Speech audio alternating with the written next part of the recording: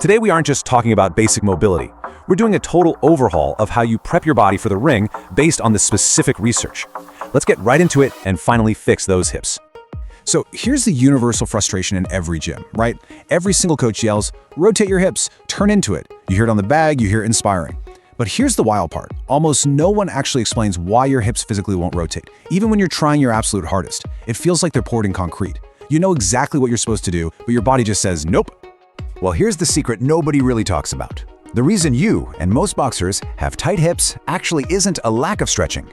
It's a massive muscle imbalance. Think about it. You spend months, maybe years, in your boxing stance. Knees bent, weight forward, constantly curled inward to protect yourself. Because your hip flexors are contracted nonstop in that stance, your brain literally rewires itself to keep those muscles short. Your nervous system is basically tricked into thinking that shortened, cramped state is your permanent, safe reality. Now, there's a huge misconception here. You're probably thinking, okay, I just need to sit on the mat and hold a static stretch for 10 minutes. But guys, static stretching is practically useless for this. You don't have a tissue length problem, you have a neurological problem.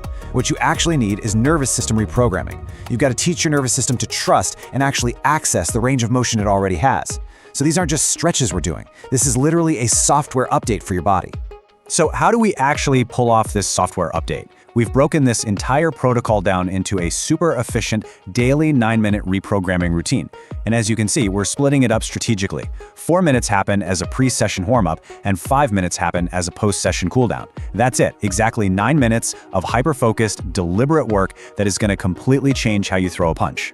Let's look at section 1, pre-session, the 4-minute warm-up. So you're going to do these first 2 drills before you even think about wrapping your hands or throwing a single punch. They're designed to wake up your nervous system and map out your joints so your brain knows exactly what tools are in the toolbox before the workout. Drill 1 is what we call the boxer's hip CARS. CARS stands for Controlled Articular Rotation. We totally stole this from physical therapists, but boxers should be doing it every single day. Here's the setup. Stand on one leg. Lift your other knee to 90 degrees. Now, move your hip in the slowest possible full circle. Forward, out, back, and in. I mean agonizingly slow. It should literally take you a full 10 seconds just to complete one single circle. Now, you might be wondering, why so incredibly slow? Well, because fast movement relies on momentum, and when you move fast, your body cheats. Moving slowly with zero momentum forces your hip joint into those deep ranges of motion it usually runs away from. You are literally building a high-definition neurological map of your hip for your brain. You'll do 3 circles in each direction on each leg. It takes 2 minutes total, and man, I guarantee you'll feel stabilizing muscles burning that you didn't even know you had. Moving right along, let's see how this builds into our second warm-up drill, the Rotational Deadstop. We actually grabbed this one straight from sprinting coaches, which is probably why you've never seen it in a boxing gym. Get into your normal boxing stance, now throw across with full, violent hip rotation, and freeze at the absolute end of the punch. Don't bounce back, don't reset, just freeze and hold that fully rotated position for a solid 3 seconds. This brilliantly illustrates how your nervous system actually operates. Why are we freezing? Well, when you throw a punch, your hip instinctively rotates, sure, but it also desperately wants to snap back and reset way too fast because being fully extended feels unsafe to your brain. Freezing forces your brain to truly own that end range of motion. By holding that pose for 3 seconds, over 10 reps per side, your nervous system stops treating deep rotation like it's a danger zone. It finally learns that it's completely safe to fully commit to the punch. Okay, moving on to section 2, post-session, the 5-minute cooldown. All right, so you've done your workout, you've hit the bags, maybe you got some rounds of sparring in. Now we hit the second half of our daily 9-minute protocol. This is absolutely crucial. You only do these final 2 drills when your muscles are fully warm, right at the very end of your session. Drill 3 is the 90-90 punch. It's a rehab protocol that is shockingly perfect for boxing. You're gonna sit on the floor, put one leg out in front of you bent at 90 degrees, and the other leg behind you also bent at 90. Once you're in that 90-90 position, you have to keep your legs perfectly, completely still. Now rotate your upper body with your hands up exactly like you're throwing across. You're doing 15 reps on each side. What's happening here is a bit unusual, but it's vital. Your hips are locked firmly into a stretched position on the floor, all while your upper body practices that rotation pattern. This drill beautifully separates your hip mobility from your upper body movement. And if you think about it, that is exactly what elite boxing requires. Your hips have to open first and your shoulder directly follows. By isolating that upper body rotation while your hips are literally pinned to the floor, we are grooving that exact explosive sequence deep into your nervous system. Finally, we've got drill 4, the lateral hip load.